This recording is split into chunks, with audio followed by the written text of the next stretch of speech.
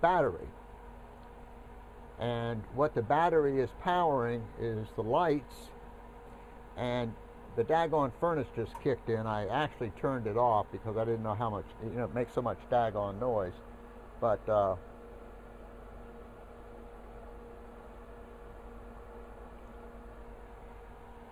furnace, of course, is propane, but you have to have electricity, I guess, for all the computer stuff or whatever's in there, thermostats or something. Then, of course, for the fan to blow the hot air.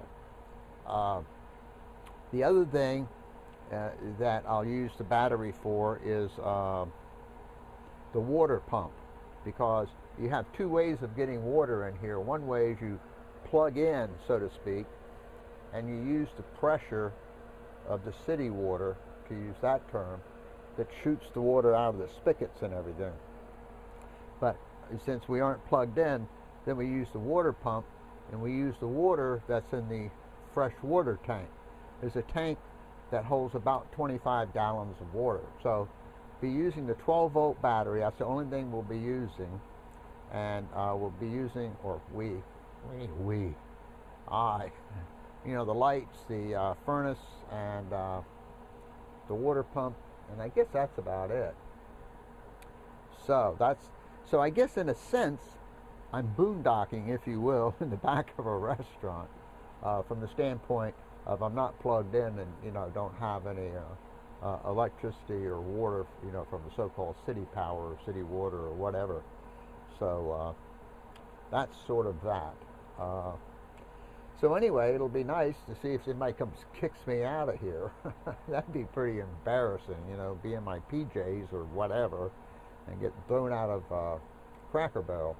The employees left, and of course they saw me, hopping in my trailer here, and of course no one said anything, and people across the country staying just at Cracker Barrels. And of course you get up in the morning, you have a place to have breakfast, which is kind of cool before you start your day. Oh, I know what I was going to mention. Man, oh man, I'll tell you.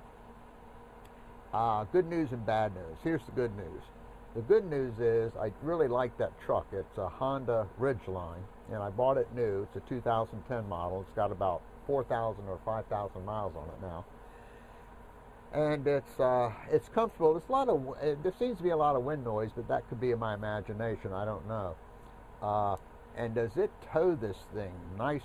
And gee whiz, like 70, 75 miles an hour. And it's like the trailer isn't even there.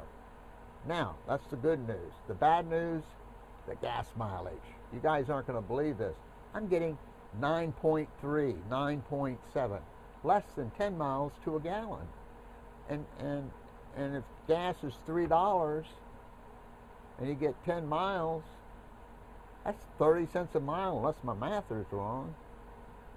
Man, oh man, I'll tell you, I couldn't believe it. I think I got about 16 or 15 or something, driving to Texas, obviously not towing anything, but I thought it would be down around 12 or something like that, but man, oh man, this thing is in the nines, 9 point this, 9 point that. But hey, what are you going to do? And it's $50 every time. Boop, just like that. And I can only go 200 miles now. Wow. Well, this sure hasn't been much of a vacation, I will say that. It really hasn't. My sleep's been screwed up. I've been driving too many hours in a day. I'm exhausted all the time. And I ain't had no fun. Don't get me wrong. I'm not saying I'm sorry I bought the trailer. I'm not saying I'm sorry I went to Texas when I did or anything else. But this has just been a bummer. It really has.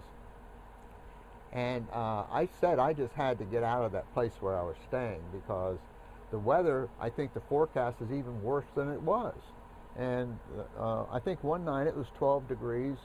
It was 15, 16, 12, and all that kind of stuff every night I was there. It was dreadful. So I'm just heading to some place that I know you know, everything isn't going to freeze up. Oh, by the way, just as I was getting here tonight, it was sprinkling. So that's the latest thing. And the forecast tomorrow is for, I think, snow, sleet, ice, and no telling what else. However, at midnight, the temperature wasn't to freezing. I think it was in the 40s or high 30s when I actually parked here. So I guess that's it. I don't have anything else to say. You know, it's okay. I left about somewhere around 12, so I guess I had 12 hours on the road today.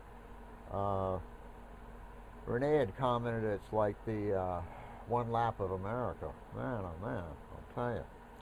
So anyway, what I'm going to do tomorrow is just start heading, you know, toward Florida, and you know, I'll most likely look at the, you know, see what time I get up and what time I get underway and how many hours and all of that.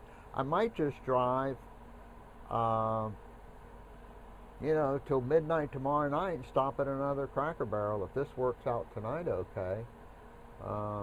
And then sit down and say, where am I actually going to go? I think there's a Panama City down on the coast, the west coast of Florida. And I would imagine, if you know, it most likely be in the 60s and 70s there. So I might head for that place, or you know, somewhere down there. But anyway, that's just sort of an update. And that's it, folks. And as Pat Condell would say, peace, ladies and gentlemen, peace.